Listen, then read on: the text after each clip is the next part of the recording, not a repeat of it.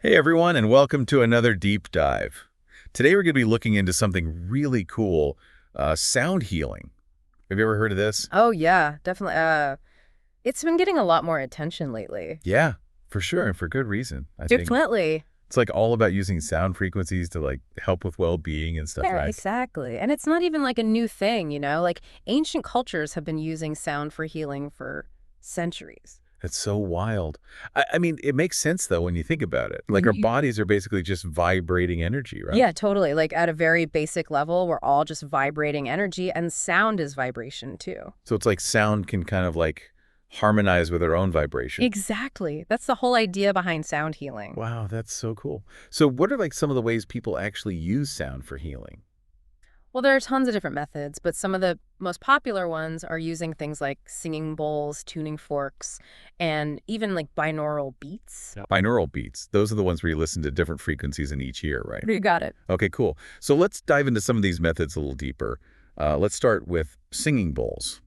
Sounds good. Those things are so cool. I've seen them before, but I don't really know how they work. Okay, so basically a singing bowl is this bowl-shaped instrument, usually made of metal or crystal. Oh, wow. I didn't know they could be made out of crystal. Yeah. And when you strike the bowl or run a mallet around the rim, it creates this like deep resonant tone. Oh, yeah. I can like imagine that sound. It's so relaxing. It is, and those vibrations you're hearing and feeling, they can actually penetrate deep into your body. Really? Oh yeah, they can help to relax your muscles, relieve tension, and even promote better sleep. Wow, that's amazing. So people use them for meditation too, right? Yeah, definitely. They're super popular in meditation practices. Makes sense. I feel like those sounds would really help you get into like a meditative state. Definitely. The sound can help to quiet your mind and focus your attention. That's so cool. Okay, so what about tuning forks? What's the deal with those? Tuning forks are interesting. They're these little metal forks that vibrate at a specific frequency when you strike them. Oh yeah, I've seen those before. Like musicians use them to tune their instruments. Exactly. But they can also be used for healing. Really? How does that work? Well, each tuning fork is tuned to a specific frequency, and those frequencies can correspond to different parts of the body or energy Oh centers. wow, so it's like using sound to target specific areas. Precisely. That's so wild. So how do you actually use them? There are a couple of ways you can either place the vibrating tuning fork directly on the body or hold it near the ears. Oh, interesting. Yeah. So is it like a similar effect to the singing bowls? It can be. Both tuning forks and singing bowls use sound vibrations to promote healing, but tuning forks are a bit more targeted. Okay, I see. So Yeah. what kind of things can tuning forks help with? Oh, all sorts of things. Pain relief, reducing inflammation, easing anxiety and stress, improving sleep, even helping with digestion. Wow, that's a pretty impressive list. Yeah. Okay, so now let's talk about binaural beats. These have always sounded kind of mysterious to me. I know, right? They sound like something out of a sci-fi movie. Totally. But they're real and people use them for all sorts of things. Yeah, so basically binaural beats work by playing slightly different frequencies in each ear. Okay, so you need headphones for this, right? Yes, definitely. So you have these two slightly different frequencies going into each ear, and then your brain kind of combines them and creates this third beat that you can hear.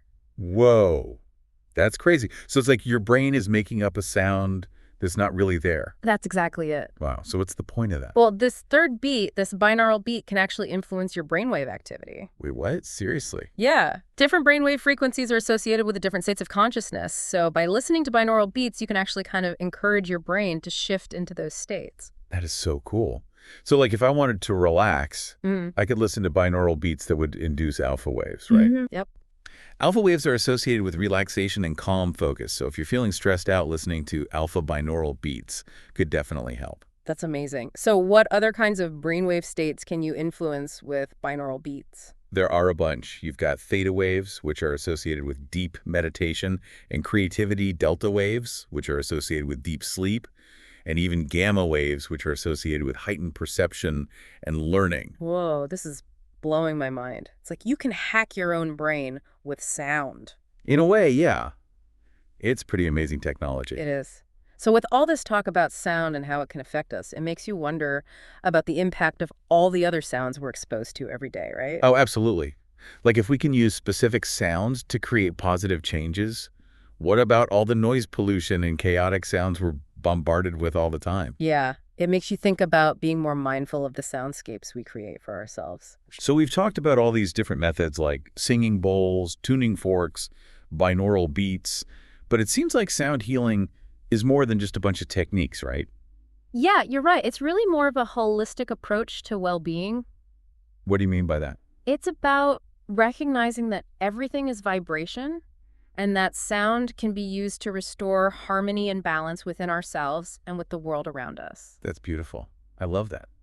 It's like sound can connect us to something bigger than ourselves. Exactly. And it's amazing to see how ancient wisdom about sound healing is now being backed up by modern science. Yeah, it's so cool how science is starting to catch up with what these ancient cultures knew all along. Right. And there's still so much more to discover about the power of sound. Totally. Well, this has been such a fascinating deep dive. I feel like I've learned so much about sound healing. I'm glad to hear that. It's definitely a topic that's worth exploring further.